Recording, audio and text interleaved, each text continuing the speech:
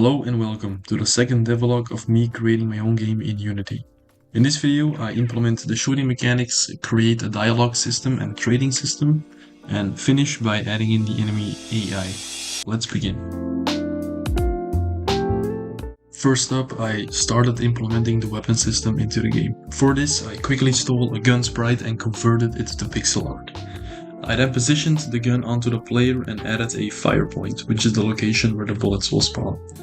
I also made sure to flip the gun depending on the angle at which the player was aiming.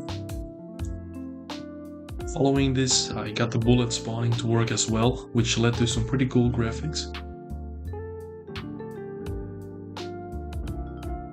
For now though, the player can just shoot infinitely, as there still isn't a concept of ammo or anything like that.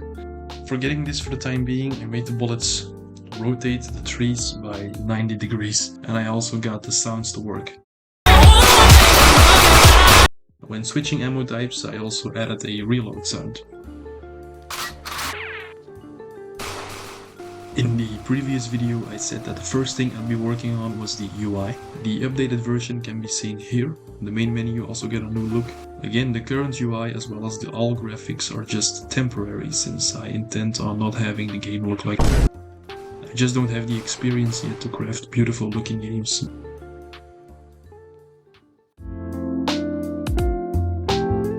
Following the shooting mechanics, I began implementing a dialogue system for the game. It's still pretty scuffed visually and functionally, but the code design should be quite solid, and I'll wait with updating it. I don't have that good of an idea at what I want from this system. I am sure, however, that there won't be any dialogue options, etc., so this should be fine. After this, the trading system was next, and this wasn't too difficult and it was very similar to the inventory system. After some messing about, I got a decent little window to pop up with some items of the NPC. Here you can see me buying a gun from the pirate guy. The money system also works great. The money in this game will consist of genuine money items that the player has to balance and work with. I think this will add a nice layer of depth to the game. I am also planning on adding banks and other places to store money, instead of it simply being a number on the HUD. I also got the selling system to work nicely. I simply have to exclude all the money items in the game, since now the player can sell his money for more money, which might be funny if it causes all the prices to inflate or something, but for now that's not something I intend on adding.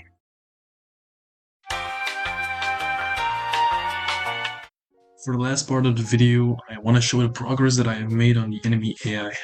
I used the A-star pathfinding package that essentially creates a grid with any colliders taken into account and then uses the A-star algorithm.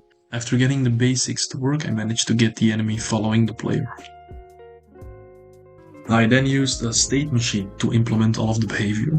The first one is the roaming mode, where the AI will simply roam around a certain location. Then, depending on whether or not the AI is aggressive, it will switch to chase mode if the player gets in a certain radius. After this, it will switch to attack mode if it's in attacking range. For the attack mode, I added the shooting mechanics to the AI as well.